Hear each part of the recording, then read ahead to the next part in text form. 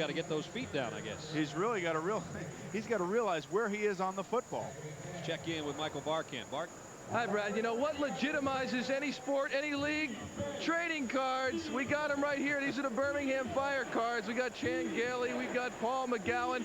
And that's not all they're giving away tonight. Let me have the poster, Karen. They got a whole poster of the cheerleaders here, which of course is my favorite. So, hey, Brad, by the way, how many cards do you think it would take for a Boomer Esiason card? I think they got to work on that one. I think so too. Wilkerson catches it out of the backfield and goes out near another first down. So the Knights have it in gear offensively. Arthur Hunter knocked him up. You know, you speak about football cards. I do know that there are announcer football cards out. I don't recollect ever seeing a Michael Barkant football card. Glad we worked that one out. It'd be 3D or something, I'm sure, if there was one. Wilkerson was about a yard shy as he got bumped out of bounds, and at the 35-yard line, it's third down, a yard to go. The Knights 31% on third down on the season. They quarterback sneak it as they did last time. Graham got it, but he paid the price. Took a big shot inside from 62, Darrell Phillips, the nose tackle. Jeff will feel that one as he heads back to the huddle, I'm sure. Paul McGowan, the inside linebackers for the Fire, wearing USA's helmet cam. It all happened so fast. Yeah, I'll tell you what, it's the longest 3 seconds when you're on the bottom of that pile. Remember, the Knights started this drive after a fumble recovery at their own 3-yard line. They worked it to the 33 of the Fire. Here comes the blitz. Graham in trouble. Third sack of the night for Birmingham, and a flag down to boot at the end of the play. Heish was coming. Brantley was coming. McGowan was in there. Personal foul, number 54, defense.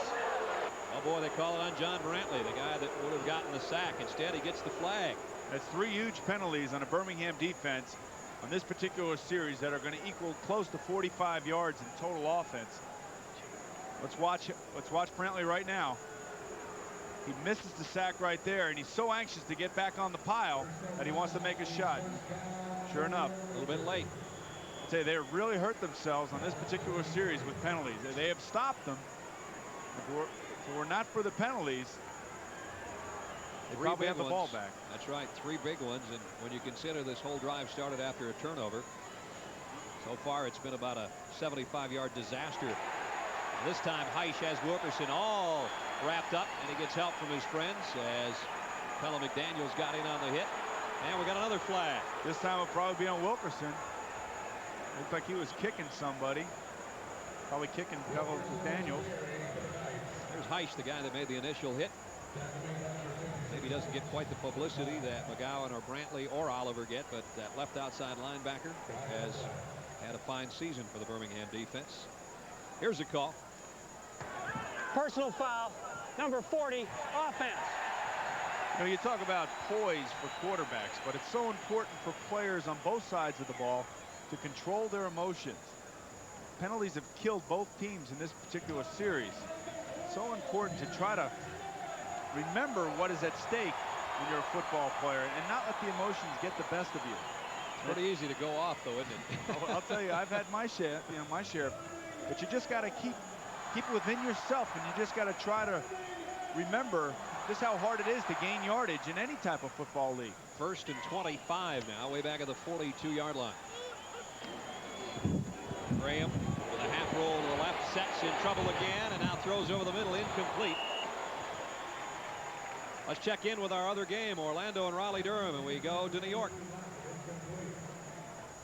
Brad, it's a wet field down in Raleigh tonight, but that hasn't bothered Orlando. Opening kickoff, Errol Tucker takes it, gets one fantastic block from Billy Owens, and then finds a patch of clear real estate.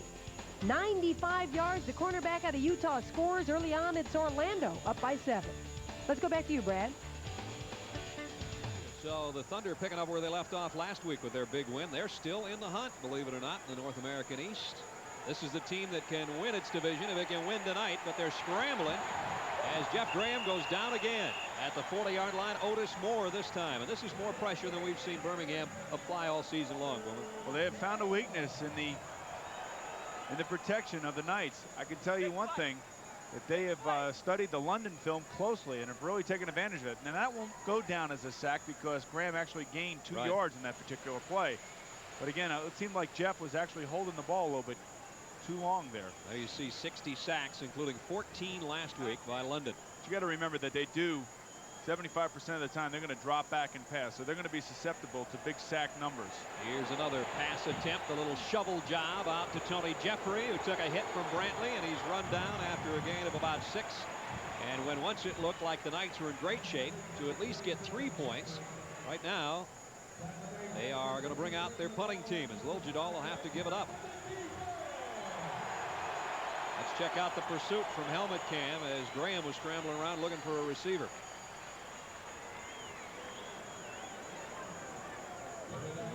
Got it to Jeffrey, and then Paul McGowan put helmet cam right between the 2 and the 7 for the tackle.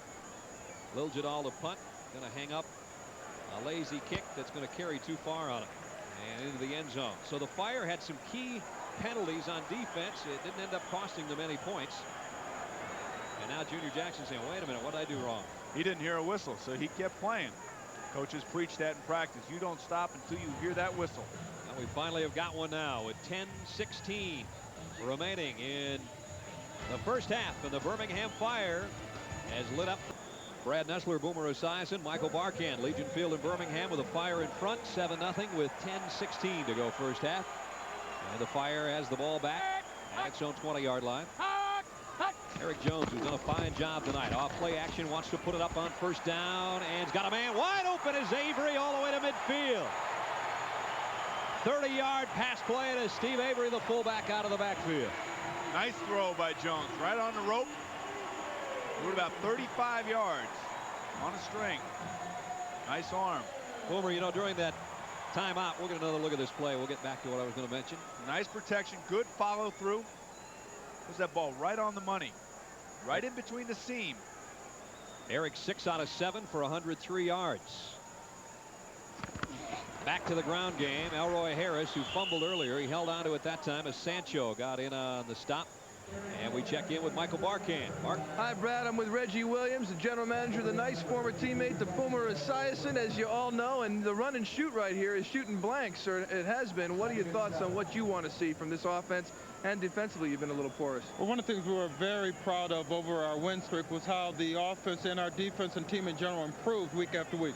They are improving today on what they're capable of. So we just want to see them execute and make this an exciting football game.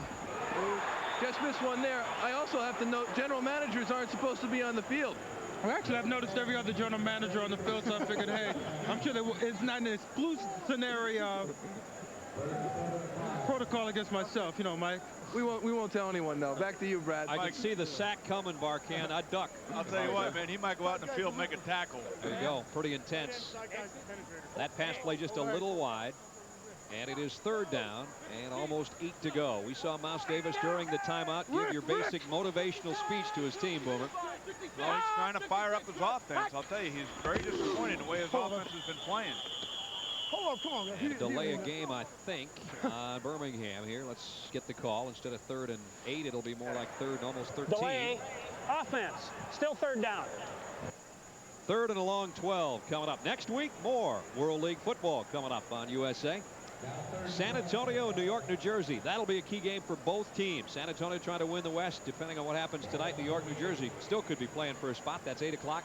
Next Monday, we'll be in Montreal for Orlando and Montreal. 8 o'clock Eastern time start right here on USA. So join us next weekend as we head to the wire and the World League playoffs starting the first weekend of June.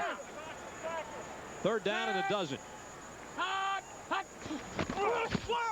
Here comes a heat on Jones. He got around the initial pressure and now pulls the trigger deep. And it's intercepted. Picked off by Anthony Parker, his 9th of the year. And he brings it back to the 33-yard line. I would have said that was as good as a punt if Parker didn't run it back that far. But Jones is just trying to make a play. Hung the ball up for grabs. It's nothing against Eric Jones. I mean, it really was as good as a punt if it were not for a good run back by Parker. Anthony Parker has interceptions in 7 of the last 8 games. Here's his 9th of the year right here on the underthrow of the pass intended for Mobley. And you see Parker with a nice run back, and the Knights work from their own 34-yard line. Graham flips it out, overshot his man, way overshot Monty Gilbreth. One of the most difficult things for a run-and-shoot quarterback, especially if you're right-handed, is rolling to your left, getting your hips around, and delivering the ball on the money. You're a run-and-shoot quarterback. You're asked to do a lot of things that you're not used to doing prior to this offense. Are you wide open in the middle? Hell yeah. Graham goes right back to the same play. This time completes it to Gilbreth, who works his way to the 40 before Hunter knocked him out of bounds. What it seems like to me is that Mouse Davis is going to force feed this offense to Graham to get him back in sync the way he was the 4 weeks prior to London, and I like that kind of coaching. Now, Mouse is a very aggressive coach. He's very confident in what his offense can do, and he wants to make sure Graham is going to stay sharp, and he's going to... Third down at 3. Graham goes the other way and got it out too far in front of Kip Lewis, incomplete, and the Knights will have to punt it away. And I think some of you know what Mouse just said about his offense. It is 4th down, and Lil Jadal come out. He's been the busiest night so far. If Graham not too excited either about what's going on offensively for New York, New Jersey. Mouse is going to give him a little bit of a motivational talk on the sideline. Say, hey, come on, man. Now these guys are open. You got to start hitting these guys. 4th punt of the night for Lil Jadal. Back is James Henry, and look out for him. He had a 72-yard return negated by a penalty last time. And this kick comes out of bounds on the near side. And let's see, they're going to walk it up the sideline. Where will they spot it? Right around the 30-yard line. That is where the Fire will have it on offense when we come back. 6:39 to go in the half. Fire by 7.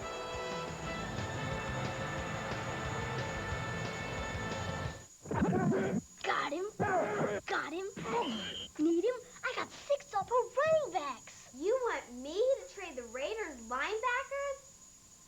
No problem. Collect Pro Set football cards with your favorite stars in action and get a Pro Set World League card in every pack, plus a chance to win free official NFL memorabilia. That first kid, you think you'll trade Warren Moon? Only from Pro Set, America's #1 football card. Awesome! Homeowners, stop struggling with ugly piles of leaves and brush that ruin the good looks of your place. Instead, with the amazing Troy-built Tomahawk Chipper Shredder. In just minutes, you can turn enormous piles of brush like this into mountains of useful wood chips and mulch. Tomahawk's 2 machines-in-1 design makes it easy. First, it's an efficient shredder that turns useless brush, fallen branches, even prunings and vines into instant wood chips and mulch. Second, it's a powerful chipper that turns branches up to 3 inches thick into landscape chips in seconds. And you can use all the wonderful mulch and chips to keep weeds down and beautify your property too. So if you'd like to clean up your whole property the fast, easy Tomahawk way, call toll-free 1-800-645-8900 for complete details on our whole lineup of Troy-built Tomahawk Chipper Shredders. That's 1-800-645-8900. Call today. Operators are standing by. One good hit deserves another. Today's top fighters return to the ring as Budweiser presents USA Tuesday Night Fight. Starting June 4th at 9, live Eastern. The Fire from its own 30-yard line with a touchdown lead and 6:39 to go in the half. Eric Jones gives off to Harris. What are you doing? And Harris has got about 3, and that's it. Herring in on the stop, the inside linebacker. This is one of the toughest things for a head coach to do is kind of motivate his quarterback or even scold his quarterback on the sideline a little bit. Now says you got guys wide open. You got to start hitting them, Jeff. And I know one of the toughest things for Sam Weish and I to go through is the talks on the sideline like that. And Jeff, you have to do it because you got to start making the plays. 2nd down and 6. Just inside the 35 as Jones drops over the middle. Wide open is Boyer. Let's see if he's going to give too much ground. Still looks like he might have the 1st down. I don't know. Herring made the tackle again. Might be a little short. He was actually across the 40 and then tried to make a little bigger play out of it, as we will get another look from USA's helmet cam in the helmet of quarterback Eric Jones. This particular time, Jones does a nice job hitting the underneath receiver in the zone. Here he comes. Now, this receiver should sit down. Boyer should sit down when he feels himself in an open spot. Don't run across a zone because there's going to be somebody else on the other side of that zone waiting for you. On third down, Harris outside, got the corner, look out! All the way to the 35. That's the biggest run Elroy Harris has had since he arrived from the Montreal Machine. And Anthony Parker may have saved a touchdown. I think Elroy wants to make up for that fumble that he had earlier in the first quarter. 27-yard pickup and a first down for the Fire. This is just a short yardage offense where they bring in extra linemen and big tight ends. And everybody's packed in on defense. And the danger of that is if you get somebody on the outside, there's no force help out there. First down at the 33-yard line of the Knights. And too much time again. Delay. Offense. Still first down. Some of that could be the new quarterback, Boomer. Sometimes it's the sideline, and the coaches will sometimes say, hey, my fault, we didn't get in quick enough. Well, it's a little bit of both, but the quarterback does have to be aware. Strong right. Bear 136. Let's go. Come on. Off tackle to the right. Fake 134 now. Your crosser's been open. Bear 136. Bear 136. Ready? There's a call on 1st and 15. The football at the 38-yard line of the Knights. 7-0. Birmingham Fire in front with 4.5 minutes to play first half here at Legion Field. Nice play fake by Jones as he sets and fires incomplete. Tony Jones made the play intended for Willie Boyer. Ron Sancho did a nice job staying with Jones that time. 7-0 here. Diana Nyad's going to bring us up to date on our other game going on tonight. Diana? Brad, we've got action in Raleigh tonight. Orlando scored on the opening kickoff return, and now 3 plays later, Raleigh-Durham's Bobby McAllister responds with this bomb to a wide-open Clarkson Hines. The former Duke receiver makes it a 54-yard TD, and the game's tied. I saw Clarkson do that a few times at Carter Finley Stadium in his college career. Big touchdown tonight, the tie game there. Here's 7-0 as back to the air goes Jones to Boyer again. And it will bring up third down and 8 to go at the 31-yard line. Okay, if you're Eric Jones and you're in there at quarterback, you got to be real happy with the way your receivers are going after the ball, making the catches for you. Okay. All right, left. 31. Exit 292 seam. Left. Exit 292 seam. 292 seam. Ready? Jones 8 out of 12, 117 yards and an interception tonight. So he called the seam pattern. That's one of the ones that he hit Avery on earlier in the game. He's got 3rd and 8 here from the shotgun. Avery stays in to block for him. This time he goes incomplete, intended for Boyer. Threw it well behind him and over his head. Maybe the first bad pass of the night for Eric Jones. Actually had Boyer open coming underneath. A little pick play. I'd go for it here on 4th down. How about you, Coach? You're not the coach. I don't go for it. Let it go down and call time. 2 seconds and call time. He's going to let the clock, the second clock, run all the way down to about 2 seconds. The play clock, I mean. Call timeout, and then they'll discuss what they want to do. I don't think he can make it. They'll get it down to about 2:43, somewhere in that ballpark, before they stop it. And there's the timeout. 2:44 left in the ball game as the fans, and it is a big crowd at Legion Field tonight, want the Fire to go for the first down, and we will find out what their decision is when we come back.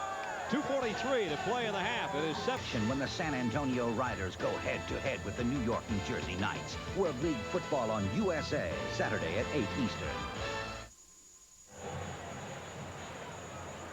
Part of the big crowd here tonight. The Fire in front, 7-0. Kirk Maggio is actually the emergency quarterback for this team. I say that only because it is 4th down here, but the line of scrimmage is the 31-yard line. And Sancho just came running offside, saying he was drawn off. Did he touch anybody yet? No one was touched. There's no flag down. Gotta love that. I've never seen that before. That's as weird a play as you're going to see. They're going to take the delay of game on purpose, apparently. I'll tell you what, if I'm the punter, the snapper, I snap the ball. Offense. I have no idea why they didn't snap the ball. It would have been 4th down and actually about 2 yards to go. And then they'd have another decision to make and probably a field goal shot. Now, why didn't they snap the football? Yeah. Well, we've seen just about everything, Brad. Sancho was almost back there doing a dance with Maggio, the punter. He could have snapped the ball to Sancho. Let him take off with it. Well, here's the explanation. The Fire just blew an opportunity. And And also the game clock continued to run during that penalty, I think, and that might be the discussion going on between the line judge and the referee. Please reset the game clock to 2 minutes and 43 seconds. 9 seconds lost, so they'll put it back on. One of the reasons that the center did not snap the ball is because he was told that they were going to take a penalty to back up the punter 5 more yards. So he probably felt like, hey, you know, once you tell one of those guys something, they become like robots and they just do it. You know what I'm saying? But had the bulb gone over his head, they would have had a chance for about a field goal of about 38 yards. I don't know if you're going to reach. So it looks like the wind is blowing into the punter. And now the officials will blow it dead again as the clock started again, I believe. And we might have a penalty on the timekeeper here before this one's over. 2:35 or 2:35 and some change. Actually should be 2:43 left in the half. I think we're going to have to reset it again. I got an idea. Why don't they throw it down to Andre Alexander? Just have him run it back here, and we can get on with the game. Well, you know, I mean, your officials, you got to worry about. 2 minutes and 43 seconds on the clock, please. You're officially got to worry about the clock. You got to worry about the players, the spotting of the ball, a little bit of everything. I think Stan Kemp, our referee, would have liked to have added a line, and please leave it there until the snap of the football. Yeah, didn't he sound a little agitated? A little agitated that time. So Maggio now on his side of the 50-yard line, and he'll try to hang one out of bounds or lay it up and hope it'll roll dead inside the 10 somewhere. He hit it a mile in the air, a knuckleball that the Fire may have a play on. Boy, that's a nice kick. Out at the 2-yard line. Well, if you're a coach, you did the right thing by not going for it. You pinned him down inside the 5-yard line. Kirk Maggio does his job. Put it out. They finally spotted at the 3, and that is where the Knights will go to work. Fred Dreyer and Brian Keith star in Death Before Dishonor, which is something that Fred usually lived by when he was a member of the Rams. That's the USA movie on Thursday night, 9 o'clock, 8 o'clock Central, right here on USA. On first down, Jeff Graham had it swatted at the line of scrimmage. Steve Heiss got his hands on it, I believe. Well, that could have been a disaster right there near the end zone. This presents an interesting problem right here for the coaching staff of the Knights. I mean, they want to try to throw the ball, but if plays like this continue to happen, they're going to be backed up with their punter down here. That was an incomplete pass, and that clock has been running the whole time. Here's a pass to Gilbreth. Hunter all over him. Now they need to call timeout. Birmingham needs to call timeout immediately. They actually called timeout. We're going to have another discussion with the amount of time on the clock here. John Miller was calling timeout with about 2:11, 2:13 on the clock. Tell you what, I'm ready to punt on the timekeeper here tonight because the clock was running after an incomplete pass, and now it's down at 2:03. And let's see if they add any more back on. Seconds. They are going to add some more seconds back on there. So the officials on the field know what we know up in the booth. There's just one guy that's a little trigger happy, or they're having a malfunction to the clock. One of the two. We don't mean to put it on the timekeeper, I guess. No, he's trigger happy. He's a hometown guy. He wants to get the game over with his team winning. But his team wants to get the ball back if they can prevent this 3rd down and about 7. Again, Jeff Graham has been standing in his own end zone to huddle his teammates. That's not a good sign. Actually, if I was right, I think I heard the play called 60Z go. He'll roll to his right. He's probably just going to heave it down the sideline.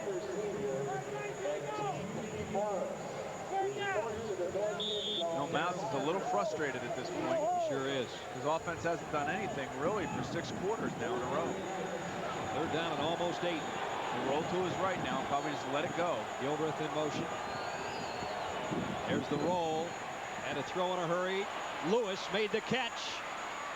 And Lewis run out of bounds after picking up a 1st down. He got out to the 26-yard line. And 2:02 left. And I don't think the clock moved that time. I promise, folks, we'll get through this first half. And right now the Knights need all the time they can put together here before now we have the 2-minute warning. Mouse is about ready to unhook all that machinery and head up to the press box, I think. 2 minutes to play in the half. It's 7-0 Birmingham. of the World League, and by Embassy Suites Hotels, where you can afford to upgrade every trip. New York, New Jersey from its own 27 on first down. The pass out to Gilbreth from Jeff Graham, and out goes Monty to the 35-yard line as we check in with Michael Barkan. Well, I'm with a man who has a vested interest in this game. This is John Scott. His son is Pete Scott, the Knights center. And you started up a new league with the AFL. You played for the Buffalo Bills in 1960. What have you told your son about how this thing's going to go? Well, I'll tell you, it's a good experience for him. It gets on film.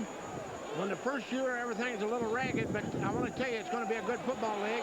It gives a lot of young kids the opportunity to play and get looked at by the pro scouts, and I think it's going to be a real fine league here in the future. Now, I know you call up Pete after every game. You give him what for, right? What do you tell him after each performance? Well, I'm probably Pete's greatest fan and also his greatest critic. As a former NFL lineman, I know the mistakes he makes, and I tell him about it. He doesn't like it. He hangs up on me a lot, but I get my point across. How's he doing tonight? He's doing outstanding. Of course, they're playing an even man line, and he's got to help on somebody. He's got to check and make sure the linebacker doesn't come in, and then he goes over and helps the guard. Hey, Boom, maybe you could, replace you or join you in the booth back upstairs. It looks like he can still play, I think. No, he's ready to go. Thank you very much. Oh, Mr. Scott knows how to chat, and proud dad. Pete's got his name in the book tonight as being an ineligible man downfield earlier, but his dad will tell him why he was downfield on that screen pass earlier in this quarter. You know, Brad, it sounds like my dad. He's your greatest fan, and he's also the guy that you can count on the most in the most difficult situations. He gives you all the experience and all the love that you need when you're down. And is always in the background when you're on top of the world. We loved having your dad with us in New York for that game a few weeks ago. That was great. 7-0 here. Let's find out about Orlando and Raleigh-Durham. And Diana Nyad's got another update. Diana? Brad, in the second quarter, Orlando winds up their drive with this play. Kerwin Bell looks left and lobs 9 yards into the end zone. B.K. Williams holds on for his 9th touchdown of the season. Orlando's up by 7. Thunder starting to rumble again a little bit with the lead there. New York, New Jersey trailing here 7-0. And they've got a second down and 9. As Jeff Graham goes outside and again completes it out to Kip Lewis. Megalani Turner this time. The nice thing about this offensive series for the Knights is that the receivers are catching the ball and immediately getting out of bounds, saving time, saving timeouts. 2-minute warnings custom made for the run and shoot or vice versa, right, Boom? Exactly. 1:35. We finally got that clock stop with a guy going out of bounds. I like that. Third down. As Graham pumps and now goes over the middle. Top pass. John Miller's picked it off. Miller with a convoy in the left sideline. Still on his feet to the 19-yard line.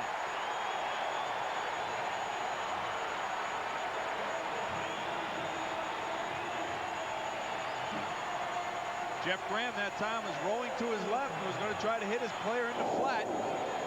Good coverage that time by the defensive backfield of the Birmingham Fire.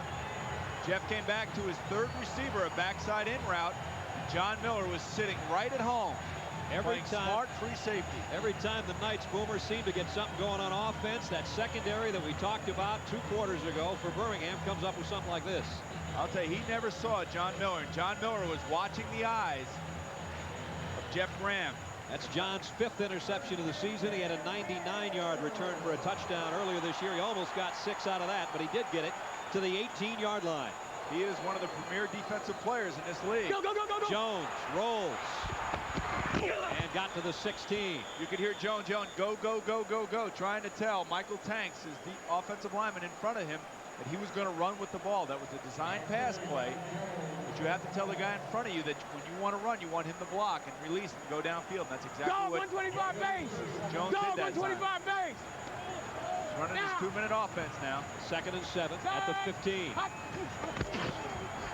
Steve Avery weaves his way inside the 10, then muscles down near the 7.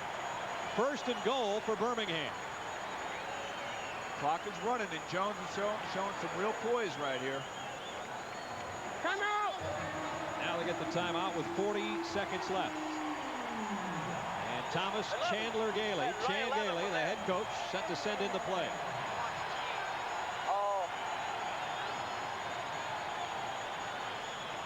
Tell you what, say what you will about Mouse Davis' team with a win and they're in the playoffs. They don't want to find themselves down 14 to this fired up Birmingham team in front of the big hometown crowd. That's what they're looking at.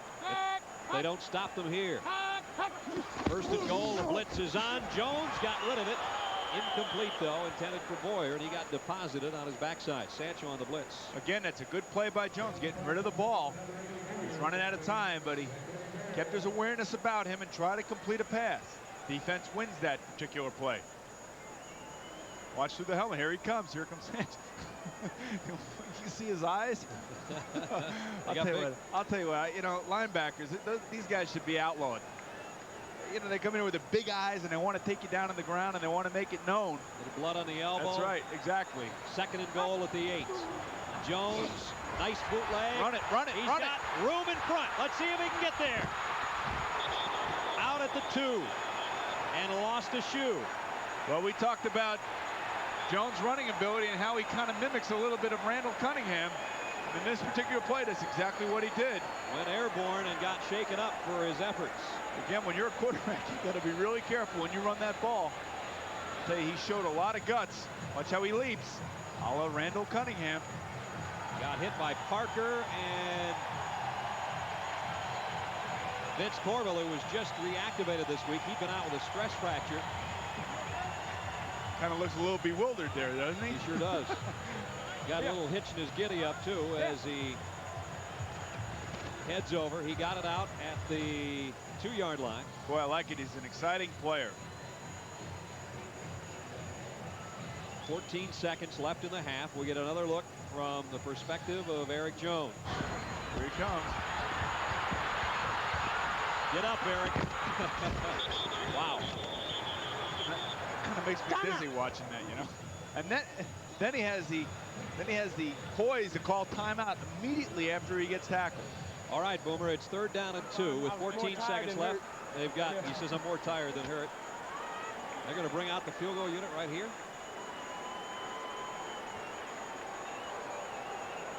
I don't understand this at all. I don't either. It's 3rd down and 2 the way the scoreboard and the sideline marker has it. They could easily get another play run and at least make it a pass play and throw it away and still have time for the field goal. I don't quite get it unless it's a fake. And I still don't understand. From 19 yards out, the kick is up and good. And there are 10 seconds left that Birmingham could have used. I don't get it, Boomer. Well, you know, I don't understand that at all. I mean, I'm not going to... There must have been something there about time or afraid of a fumble, or maybe Jones was banged up a little bit. I mean, it doesn't make any sense to me to let that amount of time on the clock make you kick a field goal. Well, if Chan wins this, as he has said about the fans here in Birmingham, if they win games, they'll lay the state at your feet. I tell you what, if he loses this game by 4 points, they're going to be looking for the coach tomorrow. Meanwhile, the coach on the other side, down 10. So you know how Mouse feels as he'll get ready to head to the locker room here in 10 seconds. I'd say that'll be an interesting explanation to hear that one.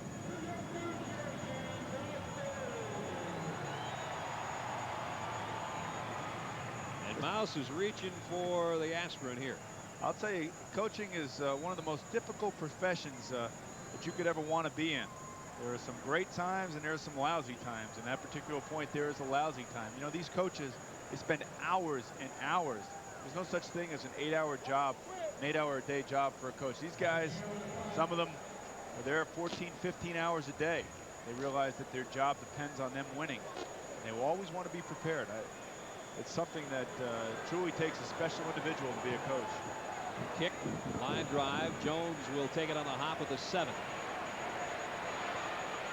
Tony Jones out to the 25-yard line, maybe the 26, and New York, New Jersey will have time for one play as they trail 10-0. You know, all you can do, Brad, as a coach is get your team prepared the best way that you know how. Got a penalty marker down. We may have had somebody get in front of the kickoff there. See if we have an offside on the kicking team.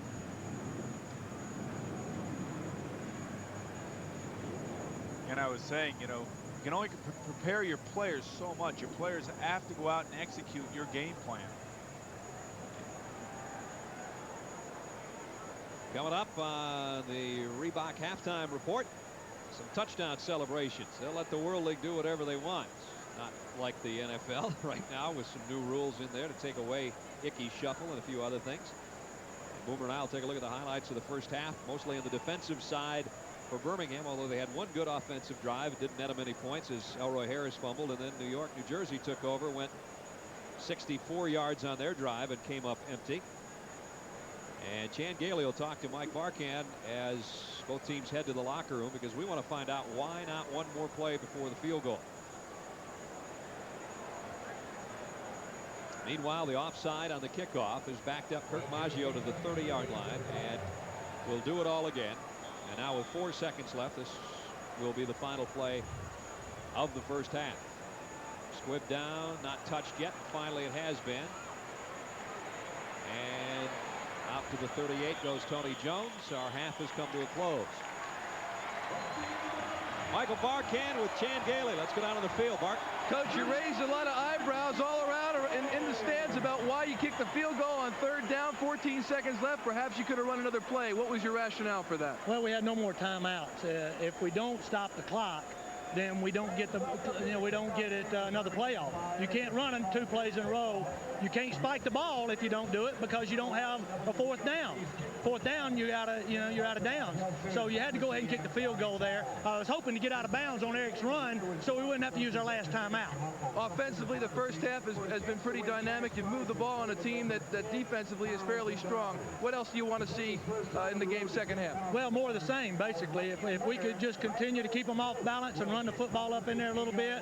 Eric's doing a good job with the bootlegs, and we got a couple of things that hopefully we can do the second half. What's changed about this team? Defensively, you're stronger as well. A couple of picks. Yeah, I mean, every time you can get some plays defensively, it really helps you.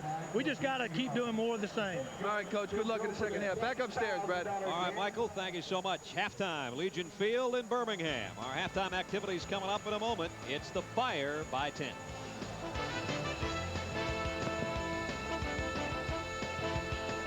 Next time you need a hotel, think twice. Embassy Suites. 2 big rooms, 1 big suite. Embassy Suites. A place to work, a place to play. Embassy Suites. Breakfast is free. Evening beverages too.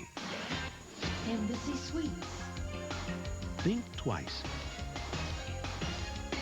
Twice the hotel. Call 1-800-EMBASSY.